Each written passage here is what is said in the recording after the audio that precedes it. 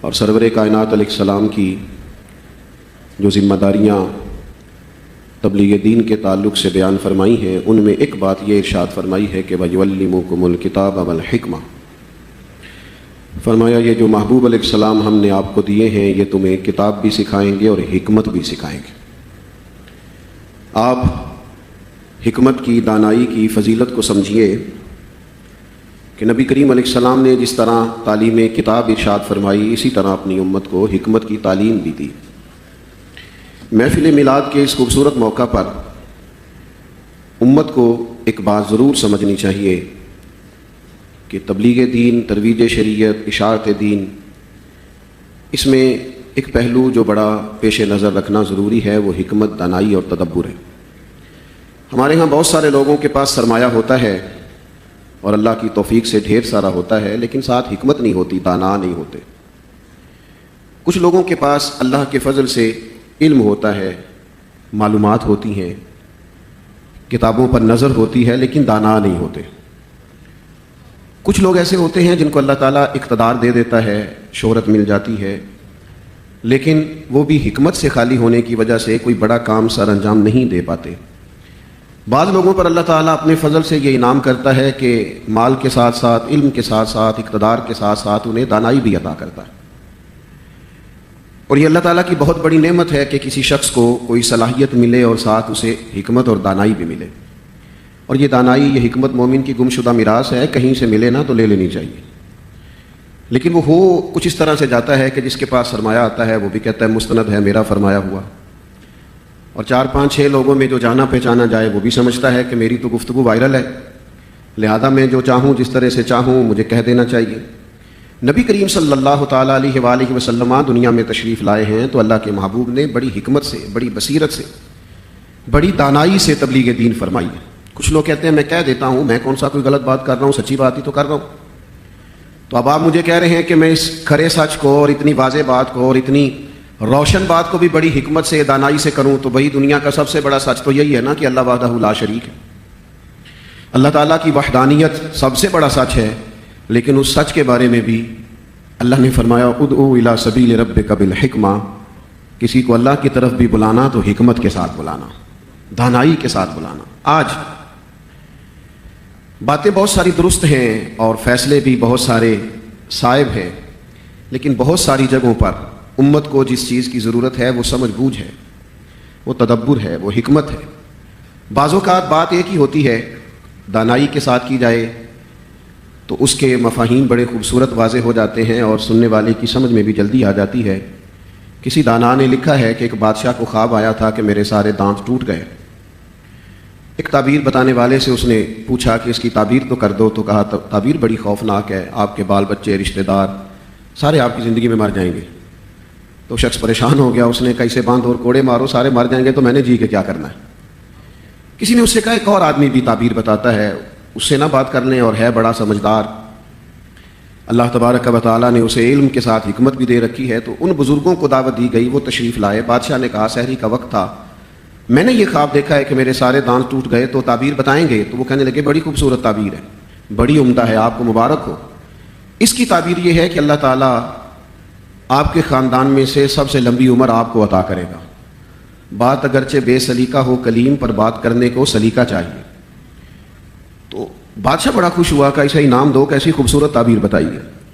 ایسے تعبیر تو انہوں نے ایک ہی نہیں بتائی، لیکن تھوڑی بات اگر حکمت سے کر لی جائے، دو بھائی اکٹھے بیٹھے ہونا، تو چھوٹے کے پاس ڈگری بھی ذرا بڑی ہے اور نوکری بھی اچھی ہے اور لوگوں میں جانا پہچانا بھی زیادہ جاتا ہے، تو اس تعلق سے اس کے پاس سرمایہ بھی زیادہ ہے، لیکن دونوں اکٹھے بیٹھے ہوں تو کوئی سوال کرے آپ میں سے بڑا کون ہے، تو وہ ڈگری یا عہدہ یا سرمایہ یا شہرت نہیں پوچھ رہا، وہ عمر پوچھ رہا ہے۔ تو جس کی عمر زیادہ وہ بتائے گا کہ میں بڑا ہوں، یا چھوٹا ہی بول کے کہہ دے گا کہ یہ میرے بڑے بھائی صاحب ہیں۔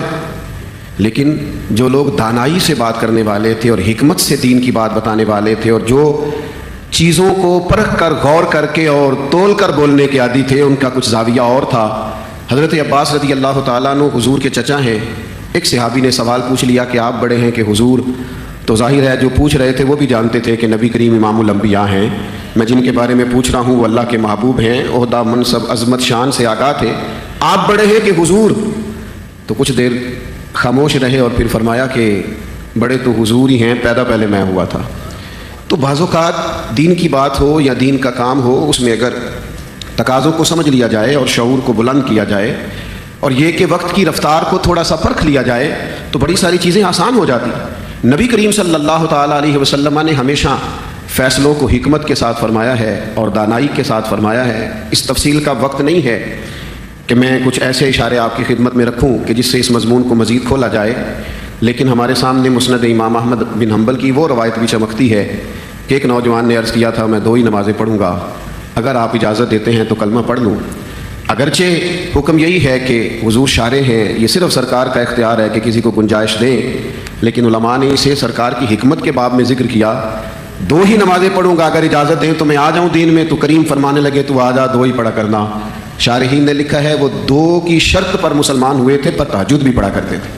لیکن یہ کہ اگر ہمارے رویے کی تلخی اور مزاج کی سختی اور بات سمجھانے سے زیادہ داد لینے کا شوق اگر ہر وقت دامن گیر رہے گا تو پھر ہمارا جذبہ بات پہنچانے کا تو شاید نہ ہو، شاید اس کے پیچھے کچھ اور نیتیں کار فرما ہوں۔ تو بہرحال وقت کافی بیت گیا، زمانہ کافی گزر گیا، لوگوں کو واعظ و نصیحت سنتے اور تقاریر سنتے اور اچھے جملوں پر داد بھی دیتے اور کئی دفعہ امداد بھی دیتے۔ اب تو یہ ہے کہ کچھ بدلنا چاہیے، واپس آنا چاہیے۔ اب تو کسی ایک آدھ بات کو سن کر عمل کر کے زندگی کو تبدیل کر لینا چاہیے۔ علم و بس کری ہو یار، ایک کوئی حرف تینوں درکار، تو میلاد ہو، معراج شریف ہو، محفل ہو، کوئی ایسی تقریب ہو، اگر اس میں ہم سارے مل کے کچھ اس بات پر غور کریں کہ اشاعت دین میں اور خدمت دین میں کس طرح کر کے ہم تقاضوں کے مطابق اپنا کردار ادا کر سکتے ہیں، تو میرا خیال ہے کہ اب اس کی ضرورت بھی ہے اور وقت بھی آن پہنچا ہے۔ فتح مکہ کے موقع پر حضرت سعد بن عبادہ رضی اللہ تعالیٰ عنہ کو جب کفار کے سارے مظالم یاد آئے تو آپ نے کہہ دیا تھا کہ آج بدلے کا دن ہے، آج بدلہ لیا جائے گا، آج گنی جائیں گی ساری چیزیں، وہ تمہارے ستائے ہوئے سارے توڑے ہوئے ظلم سارے یاد کیے جائیں گے اور تمہیں بدلہ دینا پڑے گا۔ اور حق بجانب تھے آپ یہ بات کرنے پہ، لیکن حضور علیہ الصلوۃ والسلام کی یہ پالیسی نہیں تھی۔ جب آپ نے بات کر دی اور وقت کچھ ایسا آ گیا، حالات کچھ اس طرح کے بن گئے کہ طے یہ پایا کہ حضرت سعد بن عبادہ کے ہاتھ میں چونکہ جھنڈا ہے تو اب ان سے جھنڈا لے لیا جائے، تو کوئی ایسی بات بھی نہیں تھی جس کی وجہ سے لیا جائے، لیکن بعض اوقات حالات ایسے بن جاتے ہیں کہ کچھ چیزوں کی تبدیلی ضروری ہوتی ہے۔ تو صحابہ فرماتے ہیں حساس آدمی اور خدمت کرنے والے آدمی اور جلیل القدر آدمی اور کوئی ایسی بات بھی نہیں، تو ہم بڑے پریشان تھے کہ جھنڈا کیسے لیا جائے گا۔ لیکن دیکھیے نا، یہ میرے محبوب کی حکمت ہے، یہ اللہ تعالیٰ نے نبی کریم علیہ الصلوۃ والسلام کو وہ نعمتیں عطا کی ہیں جو محبوب اپنی سیرت کی صورت میں ہمیں عطا کر گئے۔ حضور فرمانے لگے لے لیتے ہیں جھنڈا، کوئی مسئلہ نہیں۔ کریم نے بلایا اور بلا کر کے فرمایا سعد میں نے ارادہ کیا ہے آپ سے جھنڈا لے لیا جائے اور آپ کے بیٹے کو دے دیا جائے۔ تو آپ سمجھ سکتے ہیں کہ بیٹا اگر باپ کی جگہ پہ کھڑے ہونے کے قابل ہو جائے تو باپ کے لیے تو سب سے زیادہ خوشی کا مقام ہی یہ ہوتا ہے۔ تو میری ساری گفتگو کا نچوڑ یہ ہے کہ کچھ حکمت، کچھ دانائی، کچھ سمجھ بوجھ، کچھ تدبر، یہی ہمیں ہمارے محبوب علیہ السلام نے سکھایا ہے۔ اس پر آ جائیں گے تو بہت سارے چیزیں نفع بخش اور سود مند ہو جائیں گی۔ اللہ تعالی ہمارے لیے عمل کا رستہ آسان کرے۔ آخر دعوانا حمد و تعریف و توصیف اللہ جل مجدہ الکریم کی ذات بابرکات کے لیے، جو خالق کائنات بھی ہے اور مالک شش جہات بھی۔ اللہ جل وعلا کی حمد و ثنا کے بعد رسول رحمت شفیع معظم نبی محتشم حضور ختم المرتبت صلی اللہ علیہ وآلہ وسلم کے حضور ناز میں اپنی عقیدتوں، ارادتوں اور محبتوں کا خراج پیش کرنے کے بعد عالی مرتبت سادات کرام، ذی وقار علماء کرام، حضرات سامعین، منتظمین محفل میلاد رسول صلی اللہ علیہ وآلہ وسلم، السلام علیکم ورحمۃ اللہ وبرکاتہ۔ رات کافی ڈھل چکی ہے اور میں آپ کا زیادہ وقت نہیں لوں گا۔ جتنی دیر آپ سے مخاطب رہوں میں چاہوں گا کہ آپ اپنی پوری توجہ میری جانب مبذول رکھیں تاکہ چند باتیں آپ سے کی جا سکیں۔ آج میرے اور آپ کے آقا و مولا اس دنیا پہ تشریف لائے ہوئے 1501 برس بیت گیا ہے، لیکن صدیاں گزرنے کے بعد ماحول کی شگفتگیاں بتاتی ہیں جیسے کوئی کل ہی گزر کے گیا ہو۔ زمین سے آسمان تک، آسمان سے لامکاں تک ہے، کہاں کھولے تھے گیسو یار نے خوشبو کہاں تک ہے۔ اتنا تذکرہ ہم نے کسی کا ہوتے دیکھا نہیں جتنا سرکار مدینہ کا ہو رہا ہے۔ میرے امام نے کہا تھا کان جدھر لگائیے تیری ہی داستان ہے۔ گھر گھر انہی کے تذکرے ہیں اور ہر لب پہ انہی کے نعتیں ہیں۔ اہل ایمان حضور کے تذکار دل نواز سے اپنے مشام ہستی معطر کرتے ہیں، روحوں کو تسکین پہنچتی ہے اور دل قرار پاتے ہیں۔ اللہ کے محبوب کا تذکرہ جاں نواز ہمارے لیے باعث قرار جاں ہے، وجہ تسکین قلب ہے، اور جب بھی کسی کے لبوں پر حضور کے نام کا چراغاں ہوتا ہے تو ہماری روح تک اس کی روشنیاں بھی پہنچتی ہیں اور اس کی ٹھنڈک بھی محسوس کی جاتی ہے۔ اتنا تذکرہ کبھی کسی کا ہوا نہیں جتنا میرے حضور علیہ السلام کا ہو رہا ہے۔ دنیا پر بڑے لوگ آئے لیکن آج ان کا نام بھی باقی نہیں ہے، جن کے طوطی بولتے تھے، جن کا دبدبا تھا، جو نکلتے تھے گھر سے تو نقارے بجتے تھے، آج زمانہ ان کے نام سے بھی شناسہ نہیں ہے۔ مشتاق احمد نے کہا تھا، رہ گیا مشتاق دل میں رنگ یاد رفتگاں، پھول مہنگے ہو گئے قبریں پرانی ہو گئیں۔ کون کسی کو یاد رکھتا ہے؟ لیکن 1500 برس گزرنے کے باوجود نہ تو درودوں کے پھول مہنگے ہوئے، نہ گنبد خضرا کا رنگ پرانا ہوا۔ عقیدتیں ہیں کہ حضور کی بارگاہ میں لوٹائی جا رہی ہیں، محبتیں ہیں کہ نذرانہ کی جا رہی ہیں، الفتیں ہیں کہ پیش کی جا رہی ہیں، اور ہم اس کو اپنے لیے سعادت مندی سمجھتے ہیں۔ ہمارے محترم میزبان جناب الحاج وحید احمد صاحب نے بھی یہ محفل نور منعقد کر کے اپنے خاندان کی جانب سے، اپنی جانب سے، اپنے برادران کی جانب سے، اپنے آقا و مولا کے حضور اپنی عقیدت و محبت کا نذرانہ پیش کیا۔ اللہ اسے بارگاہ رسالت مآب میں قبول فرمائے۔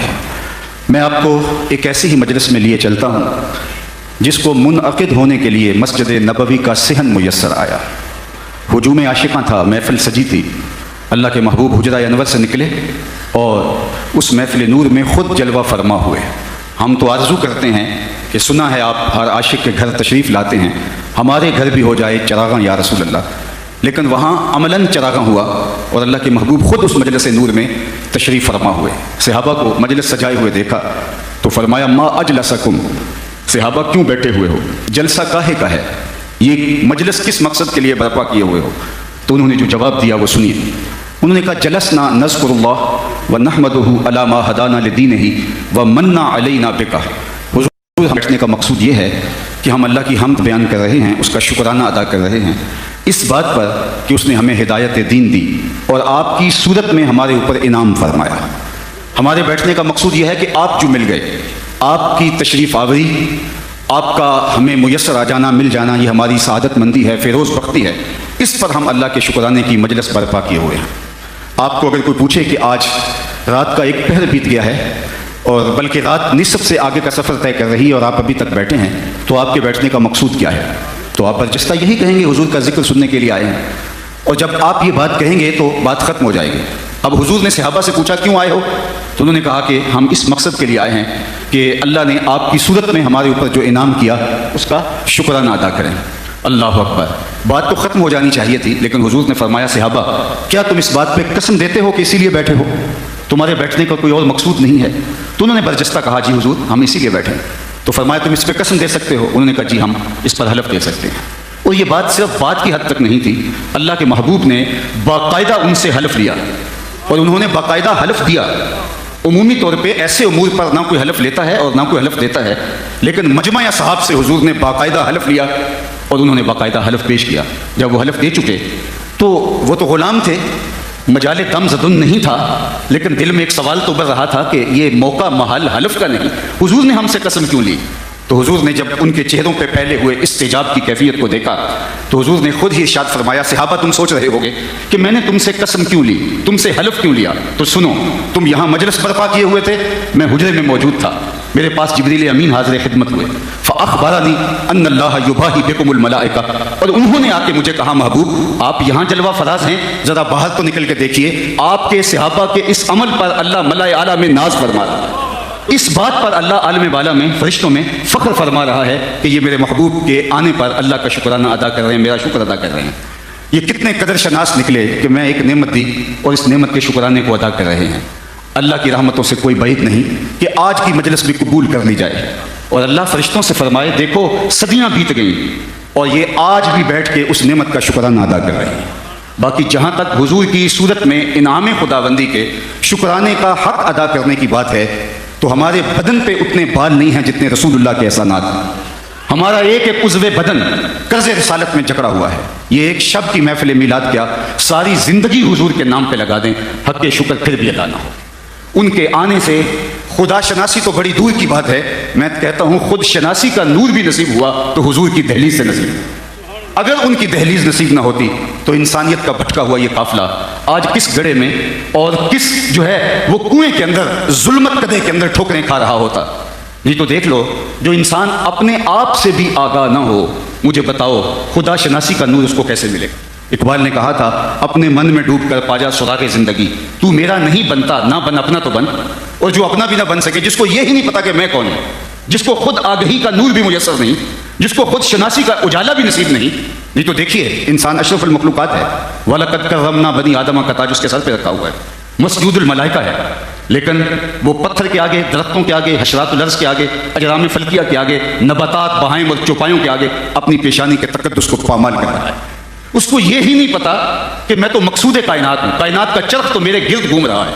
وَالَّذِي خَلَقَ لَكُم مَّا فِي الْأَرْضِ جَمِيعًا، انسان کے لیے پوری کائنات کو بنایا گیا، لیکن یہ انسان کبھی مٹی کے بنے معدنوں کو اپنا معبود مانتا ہے، کبھی لکڑی کے اوثان کو خدا مانتا ہے، کبھی پتھر کے اصنام کے آگے اپنی پیشانی کے تقدس کو پامال کرتا ہے۔ اسے یہ بھی آگہی نہیں کہ میں کون ہوں، اپنے آپ سے بھی اس کی ملاقات نہیں ہے۔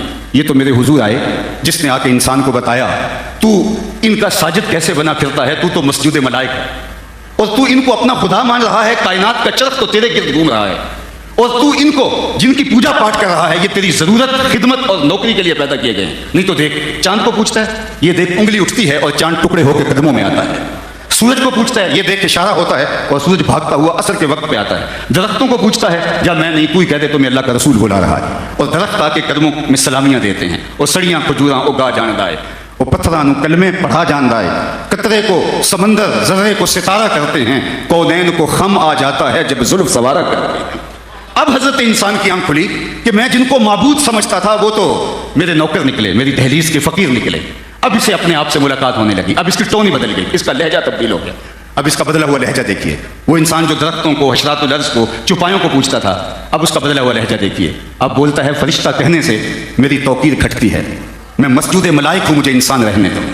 اب اسے سمجھ آئی کہ میں کون ہوں، تو راز کن فکاں ہے، اپنی آنکھوں پر عیاں ہو جا، خودی کا راز کہاں ہو جا، خدا کا ترجمہ ہو جا، خودی میں ڈوب جا غافل، یہ سر زندگانی ہے، نکل کر حلقہ شام و سحر سے جاویداں ہو جا، مسافے زندگی میں سیرت فولاد پیدا کر، شبستان محبت میں حریر و پرنیا ہو جا، گزر جا بن کے سیل تند روح کو ہو بیاباں سے، گلستان راہ میں آئے تو جوئے نغمہ کہاں ہو جا، تیرے علم و محبت کی نہیں ہے انتہا کوئی، نہیں ہے تجھ سے بڑھ کر ساز فطرت میں نوا کوئی۔ اب کبھی اقبال کے لہجے میں بولتا ہے، کانپتا ہے دل تیرا اندیشہ یہ طوفان سے کیا۔ یہ وہی انسان ہے جو پتھروں کے آگے جو ہے وہ اپنی پیشانی کے تقدس کو پامال کر، اس انسان کی کہانی سنا رہا ہوں جو مچھلیوں کو پکڑنے کے لیے کانٹے کے ساتھ جو کینچوا لگایا جاتا تھا اس کو اپنا معبود مانتا تھا، جو سانپوں کی پرستش کرتا تھا، جو درختوں کو پوجتا تھا، جو جڑی بوٹیوں کو خدا مانتا تھا۔ اب وہ انسان، اس کو سبق یہ پڑھایا جا رہا ہے، اس کو خودی کا درس کیا جا رہا ہے، کانپتا ہے دل تیرا اندیشہ یہ طوفان سے کیا، ناخدا تو، بحر تو، کشتی بھی تو، ساحل بھی تو، دیکھ آ کر کچھ آئے چا کے گرے باں میں کبھی، کیس تو، لیلا بھی تو، صحرا بھی تو، محمل بھی تو، وائے ناکامی کہ تو محتاج ساقی ہو گیا، میں بھی تو، مینا بھی تو، مستی بھی تو، حاصل بھی تو، آہ کس کی جستجو آوارہ رکھتی ہے تجھے، راہ تو، رہرو بھی تو، راہ پر بھی تو، منزل بھی تو، اللہ بے خبر تو جوہر آئینہ ایام ہے، تو زمانے میں خدا کا آخری پیغام ہے۔ تو حضرت کی، انسان کی آنکھیں کھلی ہیں تو حضور کی چوکھٹ پہ آ کے کھلی ہیں، اور اگر یہ در نہ ملتا تو انسان آج بھی اندھیرے میں ہوتا، نہیں تو آپ اپنے اطراف میں دیکھ سکتے ہیں، علم کی وسعت اور ڈگریوں کی کثرت کے باوجود بھی شعور کی یہ آنکھ نہیں کھلتی۔ آپ اپنی ہمسائیگی میں جا کے ڈھونڈ لیں، پی ایچ ڈی ڈاکٹر ہے اور بت کے آگے ہاتھ جوڑے کھڑا ہے، جو پتھر کا مادو اپنے بدن پہ بیٹھی مکھی نہ اڑا سکے وہ اس کو اپنی ضرورت میں اس کی حضور پیش کر رہا ہے، M B B S doctor ہے اور گائے کے پیشاب کو تبرک سمجھ کے چسکیاں لے لے کے پی رہا ہے، اس کی طبیعت میں کوئی نفاست نہیں ہے، اس کی طبع میں کوئی پاکیزگی نہیں ہے کہ اس کو تعفن محسوس ہو۔ اور دوسری جانب میں ایک گاؤں کا رہنے والا ہوں، میں نے اپنے گاؤں کی مسجد میں ایک بچے کو اپنے پائنچے کو مل مل کے دھوتے ہوئے دیکھا، تو اس نے پانی کو ضرورت سے زیادہ کھول رکھا تھا، تو جھڑکنے کے لہجے میں نے کہا کہ تم نے اتنا زیادہ پانی کھول رکھا ہے؟ تو وہ لجاجت بھرے لہجے میں جواب دیتا ہے کہ جناب میں سکول جا رہا تھا اور گلی میں گزرتے ہوئے کسی جانور کے پیشاب کے چھینٹے میرے پائنچے پہ پڑ گئے، میں حیرت میں ڈوب گیا کہ اس ڈاکٹر کو تو سمجھ نہیں آئی، اور یہ 7 سال کا بچہ جو دوسری یا تیسری کلاس کا طالب علم ہو، درس نظامی بھی نہیں پڑھا کہ نجاست خفیفہ و غلیظہ کے حکام جانتا ہو. یہ دوسرے سال کا بچہ اور پانچے کے اوپر پڑے ہوئے پیشاب کے غیر مری چھینٹے بھی گوارا نہیں کرتا. سوچ میں ڈوب گیا. اندر سے جواب آیا کہ وہ ہے ڈاکٹر لیکن اس کے ہاتھ میں دامن میرے حضور کا نہیں, اور یہ ہے بچہ لیکن گٹی میں ماں نے پیار حضور کا دیا تھا. اس لیے تقدس اس کی روح تک اتر گیا ہے, اس کے اندر تک اتر گیا ہے. لہٰذا اگر اس کے پانچے پر وہ پیشاب کے چھینٹے بھی پڑے ہیں تو اس کو وہ بھی گوارا نہیں ہے. تو مجھے پھر کہنے دیجئے کہ زندگی کا سارا نور اور باطن کے سارے اجالے اور اندر کی ساری روشنیاں اگر پھوٹتی ہیں تو میلاد والے رسول کی چوکھٹ سے پھوٹتی ہیں. اور اگر یہ در نہیں ملتا, یہ چوکھٹ نہیں ملتی, تو انسانیت آج بھی اندھیرے میں رہتی ہے. سید سلیمی گیلانی کا ایک شعر ہے, ذرا شعر کا حسن دیکھیے. آج کل تو ہمارا نعتی ادب بھی پامال ہو گیا ہے. بٹن ٹھاں کر دے تے بٹن تاں کر دے تے نکی جی ہاں کر دے, یہ کیا بازاری لفظ مندرج ہیں نعت میں. لیکن ذرا نعت کا حسن دیکھیے, اس شعر کا جمال دیکھیے اور اس کی معنویت پہ غور کریے, اور میری ساری گفتگو جو ابھی تک کر چکا ہوں اس کے خلاصے کے طور پہ اس کو سمجھیے. نہ خرد کی روشنی تھی نہ جنوں کی آگہی تھی, نہ خرد کی روشنی تھی نہ جنوں کی آگہی تھی, تیری راہبری سے پہلے یہ جہاں جہاں نہیں, اللہ تیرے آستان سے پہلے کوئی آستان نہیں تھا, میں وہ زمین تھی جس کا کوئی آسمان نہیں تھا. سبحان اللہ. زندگی کا سارا نور اور باطن کے سارے اجالے حضرت انسان کو ملے ہیں تو آمنہ کے لال کی دہلیز سے نصیب ہوتے ہیں. اور یہ در اگر نہ ملتا تو انسانیت کا بھٹکا ہوا بہکا ہوا قافلہ آج کس گڑھے میں گرا ہوا ہوتا. تم تو ایک میلاد منانے کی بات کرتے ہو, ساری زندگی قدموں میں وار دیں حق کے شکر پھر بھی ادا. اللہ, لوگ کہتے ہیں لکھا کہاں ہے. میں نے کہا لکھے کی بات کرتے ہو, کیا محبوب کا ذکر, اس کے لیے بھی دلیل کی ضرورت. اگر بلبل پوچھے کہ یہ پھول, کوئی بلبل سے پوچھے یہ پھول سے محبت کہاں لکھی ہے, کوئی پروانے سے پوچھے یہ شمع سے پیار کہاں لکھا ہے, تو میاں وہ کیا جواب دے گا.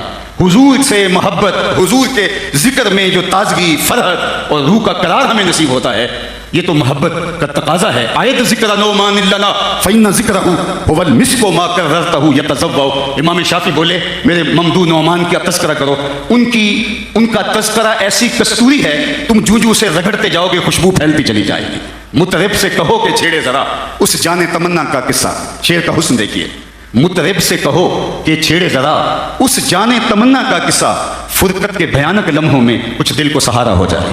تو یہ ہمارے لیے قرار ہے, ہمارے لیے تسکین قلب ہے. شیخ محمد بن مہدی الفاسی مطالع المسرات شرح دلائل الخیرات میں لکھتے ہیں, حضور کا ذکر سن کر جس شخص کے کلیجے میں ٹھنڈ نہیں پڑتی اس کے سینے میں دھڑکنے والا دل کسی مومن کا دل ہی نہیں. یہ ہو ہی نہیں سکتا کہ حضور کا ذکر ہو اور دل کو قرار نہ پہنچے, دل کو تسکین نہ پہنچے. تو میں اور آپ اس قرار جاں کے لیے, اس تسکین قلب کے لیے آج اپنے آپ کو رات کے اس پہر بھی بٹھائے ہوئے ہیں کہ اگر وہ تشریف فرما نہ ہوتے تو انسانیت کا بھٹکا ہوا قافلہ آج کہاں لڑک کے کہاں گرا ہوا ہوتا. میں آپ سے پوچھتا ہوں, قرآن نے بتایا ہے کہ اذا بشر احدهم بالانثى, جب کسی کو یہ پتہ چلتا کہ تیرے ہاں بیٹی نے جنم لیا ہے تو اس کا منہ کالا پڑ جاتا. آبرو بچانے کا ایک ہی طریقہ تھا اس معاشرت کے اندر, یا تو وہ اپنی بیٹی کو اپنے ہاتھوں سے زندہ درگور کر دے یا پھر وہ ذلت بھری زندگی گزارنے کے لیے تیار ہو جائے. جب بیٹیوں کو زندہ درگور کر کے باپ فخر کر رہا تھا اس زمانے میں میرے حضور کی ایک آواز بلند ہوتی ہے. بچے کو حضور کا یہ فرمان یاد ہے اور بہت ساروں کو عربی متن کے ساتھ بھی یاد ہے, لیکن لوگ اس کو کلمہ تحسین کے طور پہ دیکھتے ہیں. کلمہ تحسین بھی ہے لیکن میں اس کو کلمہ جہاد کے طور پہ دیکھتا ہوں. اس ظالمانہ سماج میں جب بیٹی کو زندہ درگور کر کے باپ فخر کر رہا تھا میرے حضور کی آواز بلند ہوتی ہے, میری بیٹی میرے جگر کا ٹکڑا. تو یہ اس ظالمانہ دور میں حضور کا کلمہ حق تھا. اور جب سیدہ پاک زہرا پاک سلام اللہ علیہا حضور کے پاس ملنے آتی, حضور اٹھ کے استقبال کرتے, فاجلسھا فی مجلسہ, اور اپنی مسند کے اوپر بٹھاتے اور دنیا کو بتایا کہ بیٹی کس مرتبے اور کس مقام کی حامل ہے. بلکہ فرمایا جو 2 بیٹیاں یا 2 بہنیں اللہ کی رضا کے لیے پروان چڑھا کے ان کی شادی کر دے, قیامت کے دن میرے ساتھ اس طرح نیڑے ہوگا جس کا یہ 2 انگلیاں قریب. مجلس میں موجود ایک شخص نے کہا حضور اگر کسی کی 2 بیٹیاں نہ ہوں, ایک بیٹی ہو تو اس کے لیے بھی یہی اعزاز ارشاد فرما دیا, لیکن اس سوال کے پیچھے کے فلسفے کو ڈھونڈنے کی کوشش کریں. اس کی ایک بیٹی ہوگی, کہاں بیٹی زندہ درگور کی جا رہی ہے, اور کہاں جس کی ایک بیٹی ہے وہ آرزو کر رہا ہے کاش کہ میری بھی 2 بیٹیاں ہوتی. اور آج بیٹی کے لیے جو محبت کے جذبات ہیں, بوڑھا باپ مزدوری کرتا ہے, پردیس کے دھکے کھاتا ہے, رات کو اوور ٹائم فیکٹری میں لگاتا ہے, یہ کس لیے کہ میں اپنی بیٹی کے ہاتھ بھی لے کر سکوں. یہ وہی باپ نہیں تھا جو بیٹی کو اپنے ہاتھوں سے زندہ درگور کر دیتا تھا اور پھر سر اٹھا کے چلتا تھا کہ میں نے اپنی آبرو بچا لی, اپنی عزت کی حفاظت کر لی. آج یہ جھکی ہوئی کمر پہ بھی بوریاں لاد کے مزدوری کر رہا ہے کہ میں نے اپنے بیٹی کے ہاتھ پیلے کرنے ہیں. تو مجھے اگر سوال میرے تصور میں ابھرے کہ یہ بیٹی کے لیے باپ کے دل میں محبت کس نے ڈالی, تو اندر سے جواب آئے گا میلاد والے رسول نے. تو ساری زندگی بھی ہم حضور کا ذکر کرتے رہیں, ان کے نام کی مالا جپتے رہیں، تذکروں کی مہک میں مست ہو جائیں، پھر بھی حق شکر ادا نہ ہو۔ اس لیے مجھے ظہوری صاحب یاد آئے، جی چاہتا اس رات نو میں محشر دی فجر تک روک لواں، جے وس چلے میرا تے سونے نو حشر تک روک لواں، نہ نظر کرم دی چات مکے، نہ بات مکے، نہ رات مکے، مگر دل کے ارمان پورے ہوئے تھے ابھی، یہ غضب ہو گیا کہ سحر ہو گئی، ان کی زلفیں جدھر بھی بکھرتی گئی، گیت گاتی ہوئی شب ادھر ہو گئی، ان کی آنکھوں میں ایسا نشہ تھا فراز، جس نے دیکھا وہی لڑ کھڑاتا گیا، اس طرف ہی بہاروں کے رخ پھر گئے، جس طرف کے نشیلی نظر ہو گئی، چاند گہنا گیا، مہر شرما گیا، حسن ہر ایک شے کا سوا ہو گیا، ان کے آنے کا یارو مزہ آ گیا، پوری دنیا ہی شیر و شکر ہو گئی، ان کی کنجی ہے جس کی زبان نبی، وہ نبی جس کی قرآن ہے وہ داستان، وہ نبی، ان کی نظروں کی وسعت کی کیا بات ہے، جب ہم پہ بنی ان کو خبر ہو گئی، وہ آخر